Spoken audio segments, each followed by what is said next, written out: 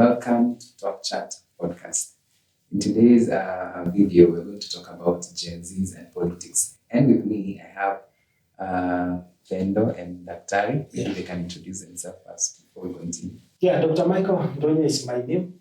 I have a lot of interest in politics, and I'm happy to have two Gen Zs here to dissect matters Gen Zs and politics. Yes. And my name is Penda Setim. As Daktari said, I'm a Gen Z. Yeah. So it's going to be an interesting video today. Yeah. Mm-hmm. So maybe let's start with the one thing, Daktari. Yeah. Do you love working with Gen Zs? I've not worked with the Gen Zs. I've taught Gen Zs. Yeah, and it is interesting. Mm-hmm. Maybe to interact with them. Mm-hmm. Okay. You, Pendo? Yeah, I am a Gen Z and I love working with Gen Zs. Yeah, but I've also worked with other generations and I'm so proud to be a Gen Z. People always complain about Gen Zs and working. Mm-hmm. Like Gen Zs, I don't know, there's this negative thing about Gen Zs with the workplace. Yeah, they say that Gen Zs lack work ethics. Gen Zs they don't know how to follow orders. They are resistant. Yeah, dress code. They don't know how to navigate the work environment, the traditional work environment. Yeah, but that is an opinion coming from other generations. Other generations means our generation. Other generations except Gen Z. In terms of negative, of course, negative perception that has been there throughout the generation. Mm-hmm. The generation that is young is usually not taken lightly by the previous generation. Mm-hmm. Because every young generation comes with new trends, Mm-hmm. which in most cases they are seen as breaking from the norm. Mm-hmm.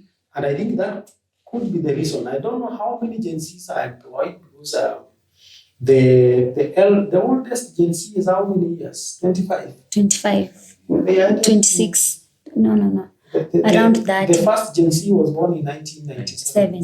Yeah, so how old is the first Gen Z? Around 28, 27, 28 years.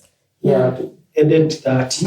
The youngest was born in 2012. Yeah. It's around up to 2022, that is 10 years, then 2025, around 13 years. Yeah, so there is a section of Gen Zs who are not working, they are still in school. Actually, the last Gen Z should be either in grade 9 or grade 10. Grade 8. 7, 8, 9. Yes. Mm. And of course, the other ones, the first Gen Zs are growing up into adulthood and they are headed to 30 years. Yeah.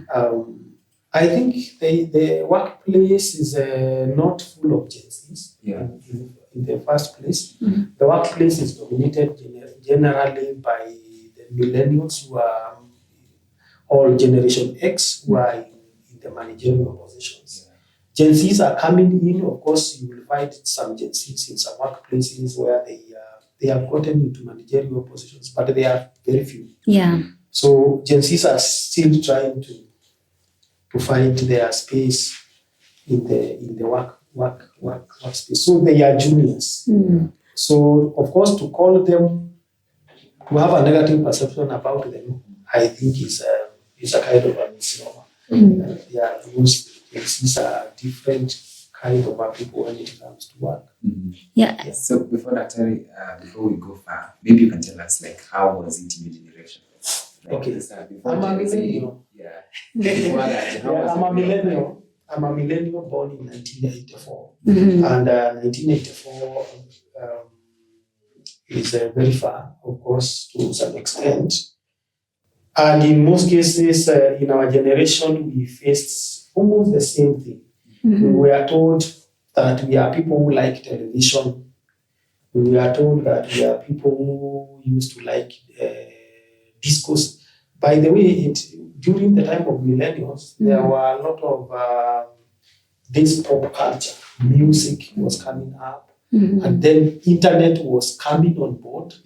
And much of many millennials were actually said to be affected by the internet.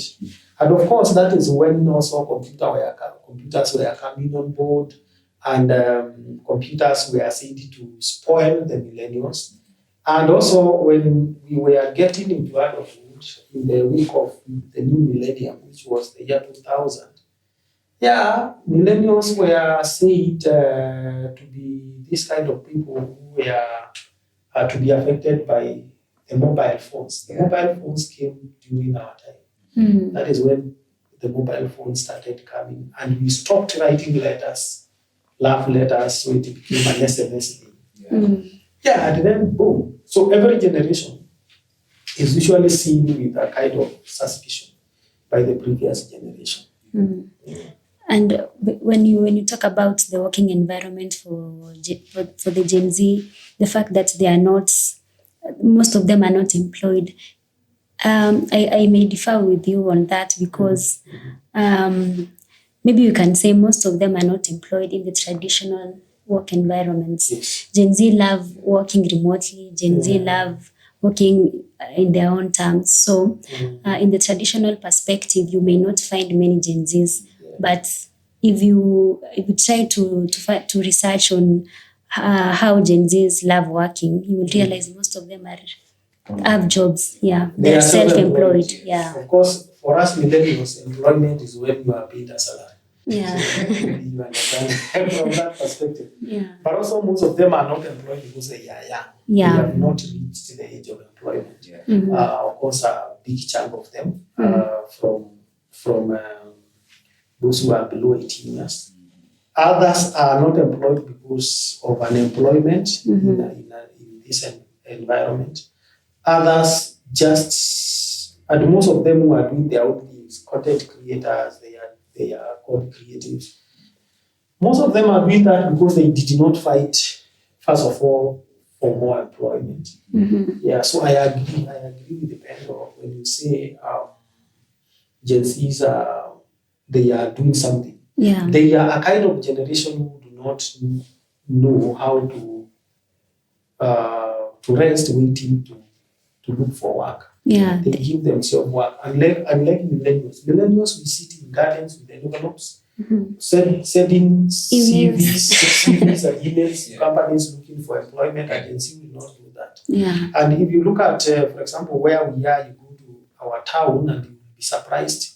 Here in Nakuru, for example, Gen Zs are all over the town with cameras, and they are doing their own things. Millennials who do not do that. Millennials could be sitting in the city gardens, waiting and whining and complaining about the government and that kind of thing. Something that you may not see with Gen Z. So by the end of the day, this Gen Z will have something to take back home. In fact, I think if Gen Zs do not create wealth, I think they will have let themselves down. They have a chance to do that. For self-exploration. And one thing about that is advantageous to the Gen Zs is the fact that the world is shifting from traditional forms of employment into the new space, whereby Gen Zs are very swift to tap into those opportunities. That is what is advantageous to them. There is nothing new in generations because employment started just the other day. You will be told by great-grandfathers that they used to be forced to get into employment. Actually, before what we call pre-independence, you will realize people were taken to school so that they have skills and knowledge so that they become employable. And at one particular time, you will be told someone would come in the villages collecting people who have some basic knowledge and take them for employment. The government would force people into employment. Employment was not, first of all, an African thing. It wasn't there. But now there are generations now who came and appropriated that, especially Generation X, baby boomers, and the millennials. So Gen Zs are coming to disrupt this situation again. They don't want employment. They say we think we can do something better if we are able to, if we have the skills. We don't have to have someone give us work. We can explore, and of course the advantage of social media. The advantage of the digital economy. Yeah. So I think that could be the reason. One reason that has facilitated that. And people say that Gen Zs get bored at work. Yeah. They easily get bored. They don't follow your instructions. They like to be freestyle. In short, I think it's about their upbringing or something that we learn. I don't know unless you tell me, because you're Gen Z. Do you get bored easily? Yeah, I feel like I get bored easily. How? Like if I keep on doing one thing every time, I get to a point where I'm like, I'm tired. For me, the aspect of getting bored is because of influence. When I interact much with Gen Zs, I might get influenced by them. But if I interact with other generations, I just follow suit. Yeah. So it's about peer pressure. And I'm asking, is it about being bored or is it about being impatient? It depends. Depends on how you are using the word. I think Gen Zs, yes, they are impatient. Their concentration span is very low. It's not very long. They don't have long concentration spans. Even when you are taking them to class, because I teach them, they don't want you to keep doing things for them. And I think that is why even the government is changing now to CBC. Because CBC is coming, this is supposed to be learner-centered instead of teacher-centered method. Because Gen Zs like exploring. Yeah. And impatience of Gen Zs comes with the way they are also oriented into the community. They have come at an age where they are communicating using emojis, short sentences, short communications. So they don't know long narratives that used to define the previous generations. So they don't have a lot of time. And that is why, if you look at even the social media, why do Gen Zs prefer, for example, TikTok? Because of engagement. Even the videos are short. Even the videos are short. By the time you are watching, in our time, we used to have these movies, 2 hours, 30 minutes. Yeah. So you sit down, 2 hours. You finish. 2 hours and 30 minutes. So you watch 2 films, you are done. You get? Yeah. With a Gen Z, the Gen Z will have moved across the social media and done a lot of things. Yeah. So I think that one alone tells you even why the Gen Zs are not TV oriented. generation. They are not TV generation. Sometimes they use the same movie that goes for 2 hours, 30 minutes as the background sound, and they're doing something else. Yes. I'm working on my computer, but then there's something just in the background. Exactly. And to them, I think the audio makes sense when they are working. Yeah. So they cannot just spend a lot of time watching DJ Afro's translated movie, 3 hours, 2 hours. They have no such concentration. That is why they like podcasts too. Yeah, exactly. Podcasts and the shorts, the reels, those are the things that I think appeal to them. And we need to understand them from that perspective. They are not people of long communications. We also have the issue of Gen Z and hierarchy. They see Gen Z, they don't respect the authority. Yeah, the authority. They just want everything to be fair and equal. Yeah. Which authority? Like, say, for instance, we in our workplace, so Gen Z wants to be the same as the CEO of the company. Oh yeah. Of course, some of them are impatience. That impatience is both negative and positive, and it depends on where they are directed. You have also heard people complain, Gen Zs wanataka kutajirika haraka. You don't want to go through the process. Then the Gen Z will ask you, what am I doing in the process? If I can go to it as quickly as possible. Kwa nini niende process mrefu ikiwa ninaweza ruka? So yeah, of course, that is their nature. They don't. And I think they like it like that. I don't think Gen Zs defy authority. It's only that they are brought up that way. They are brought up to be liberals. Yeah. Especially when it comes to the issues discipline. What they used to call strict, because they were not brought up by strict disciplinarians like other generations. And I also think their values are different. So, when you mix different generations and you tell them to work together, everyone has their own values, which they may conflict in the process. So if you put Gen Zs together, they can work very well. If you put other generations together, they will work. But if you mix them, that is where the problem begins. But now, how will Gen Zs now get mentored if you don't mix them? Yeah. Because they need mentorship also. Yeah. They need mentorship. If you leave them to work within their whatever their generation, because even as millennials, we had to be mentored by someone. By the reason why I was saying they are not into leadership is because they are still at the entry cadres in employment, the majority of them. Yeah. If they are at the entry cadres, it means there are people who are above them. And they mentor them. Then you climb, this one retires, then you take over. Yeah. It is usually a process. It usually takes time to replace one generation by another. Yeah. And it usually happens with the issue of a slow kind of replacement. So that you realize at one particular time, this specific organization had 3 Gen Zs.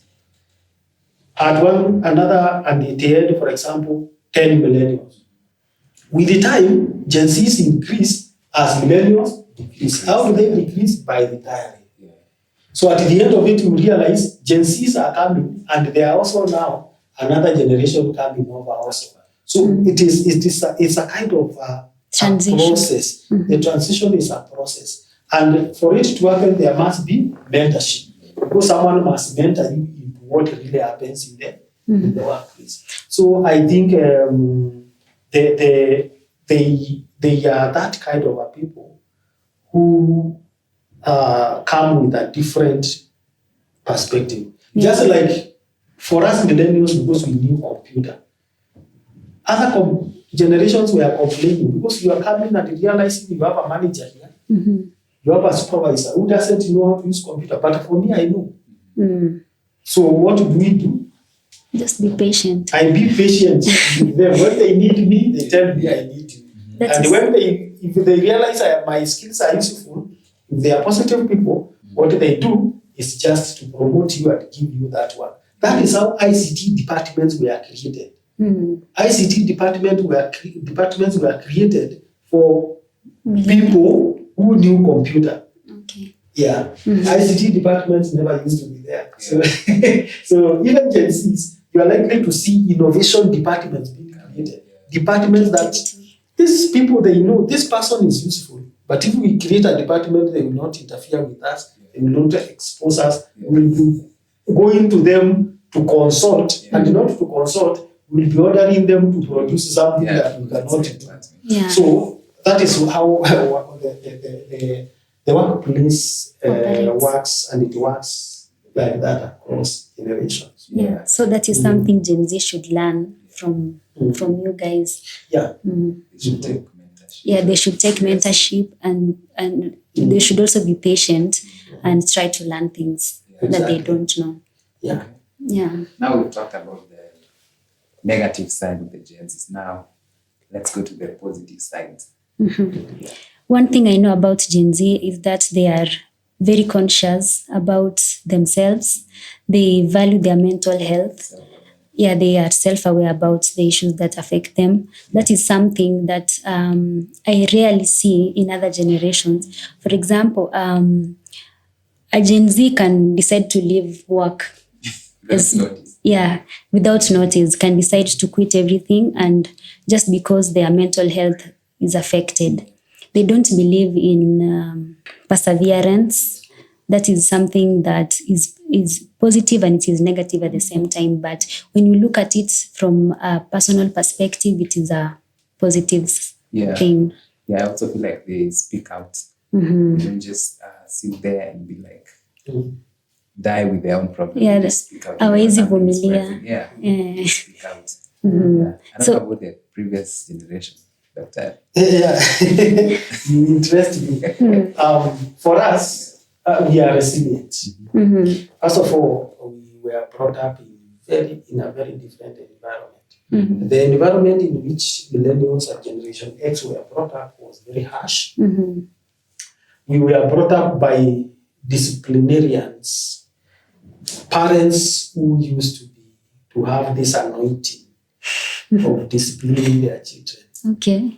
They were so much anointed that they could not forgive you for something a mistake that you committed. Mm-hmm. And therefore, we were not brought up. Yani hatukulewa na wazazi. We were actually radicalized into life. Yeah. That's what I can say. We were radicalized into life. We were surviving in our families. Mm-hmm. We were not living with our parents. We were tolerating them and surviving in the families. Our parents never used to care so much. And because of that, if you tell a millennial, a Generation X, or someone is an Wasubua, it is a very small thing. It's very small thing. Is not some things which are a big deal to Gen Zs. Mm-hmm. They are not a big deal to us. Mm-hmm. Yeah, so it depends on how they were brought up. Mm-hmm. But also remember, all the credit that goes to Gen Zs should go to Generation Millennials. Remember, 80% of the Gen Zs are born by millennials. Okay. Millennials are people who went through torture. Mm-hmm. Yeah. And when millennials were growing, it is as if they agreed, whatever kind of torture that I went through, I will never Go through subject my children to such kind of torture. Mm-hmm. So they brought up these children whom they cared so much about because they did not want to transfer the trauma that they had with their parents to their children. Mm-hmm. And therefore, Gen Zs grew up in families which were loving, in families where they are being protected, in families where they are allowed to express themselves. Yeah. There is no way you could. Let me tell you, and this is in the public domain, Mm-hmm. and people usually joke, and they say the millennials, you could be punished for just crying. If you are beaten by your parent and you cry, you are beaten more. If you are beaten by your parent and you don't cry, you are also beaten. Mm-hmm. You get. Yeah. So that means they were limited because crying is an aspect of expression. Yeah. Children express themselves by Crying. and being allowed also to access some things. We were not allowed to do that. Baba would have a radio and you cannot touch that radio. Yeah. Mm-hmm. Yes, you can't touch. But millennials decided, okay, we have gadgets, we can allow our children to have them. Even if they spoil, we can buy another one, and it is exposing them, give them an advantage than disciplining them. Mm. Letting them even express themselves together with the other people of their age, it is an advantage. So Gen Zs are products of millennials, and it is millennials who broke that, let me call it that code which used to be there, because they wanted to bring up children who are different and children who are not to go through the trauma They that went they went through. through. And that explains the freedom That we have. and the liberty Mm-hmm. that the Gen Zs have, either in expression or in their other way of life. Mm. I can only imagine the children of the Gen Zs, how they will become. Successful. Yeah. Now, the children of Gen Zs are likely to be disciplined. Mm. They are like Gen Zs are likely to discipline their children. Why do you think Yes. that way? I Because generations are they alternate. Even if it's not Gen Z's, Gen Alpha will do that. Okay. Because Gen Alpha, the generation that we are now after Gen Z, there was Gen Alpha, and then now from this year, now Better. whatever children are coming, which ones? Better. Yeah, I think it's better. I'm not very sure. Whichever generation. Now, so the generation that will come, because also the alphas are children of late millennials. And early Gen Zs. And early Gen Zs. Yeah. You get? Yeah. So you realize by the time we are coming to Gamma, okay, because these generations are rolling very fast. Yeah. Many of children of Gen Zs will be not alpha, but now the beta and gamma. Those children are likely to live in a very different world. Because, of course, as I said, the millennials broke many codes. They broke the code of culture, the way they used to be brought up, the way they used to treat their children. They broke that code. Another code they broke was this code of the tribes. The reason why Gen Zs are saying we are tribeless, it is owing to their parents who decided, I am not going to be Kalenjin. So I am going to be Kalenjin and Meru, then you produce a Gen Z who cannot claim to be Meru or Kalenjin. Yeah. This is a Luo campus. So is this person going to be a Luo or is a... And when they grow up, they have the liberty to choose. I can say I'm Kamba. I can say I'm Meru. And you see this, although it happened, it started happening early, but we need to understand that that code alone gave Gen Zs, breaking that code gave Gen Zs now the liberty that they say we are tribeless. Yeah. Two, we are actually, they say they are stateless. So, okay, get this. What gives Gen Zs the power to say they are stateless? Millennials. No. Yes, millennials, of course. But you realize it's the issue of the globalization.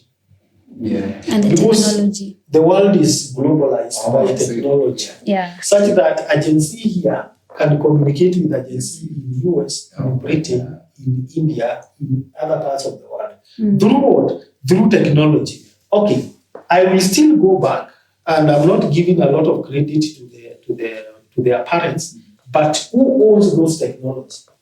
The millennials. Yeah. Yeah, but I think they own, but we innovate more. We know more about technology. Know more about, like you can ask maybe the founder about that thing. Exactly. The founder must be a techno person. It is we used to call them cyberpunks, in this type of the cyber. But these people, the likes of Mark Zuckerberg, the likes of the owner of TikTok, Elon Musk. Elon Musk. Those guys are Generation X and they are also millennials. And they own the technology. Yeah. So millennials did not only bring up these children and make them tribeless, they also bequeathed them the tools that they are using to innovate. Yeah. And millennials have invested into technology so that now the Gen Zs can use them. Of course, that is not their aim. Their aim is to do business. But millennials came with an advantage of computers. And whatever they created is actually giving Gen Zs a leverage in their life. And that is why with this exposure, now the Gen Zs are creative, they are innovative, they are expressive, they are stateless. Yeah. And they are conscious. And they are conscious of themselves. Yeah. So at the end of it, you realize every generation bequeaths the preceding generation with something. For us, we were bequeathed the discipline and the hard work and the torture and a lot of tribalism. You could be told when you end up university, usituletee Mkikuyu hapa. Yeah. You get? Yeah. So generation boomers and generation X obeyed that. Millennials, we did not obey. We refused to obey. And our parents also understood the changing world, and they embraced the situation the way it is. So we cannot say also them they did not, because they started embracing, of course, the new change. And I think it's a generational thing that happened like that. Yeah. Okay. So thank you so much, Daktari, for the insights. Yeah, welcome. Thank you, Pendo, for being here. Until next time, see you. Bye-bye. Subscribe to the channel.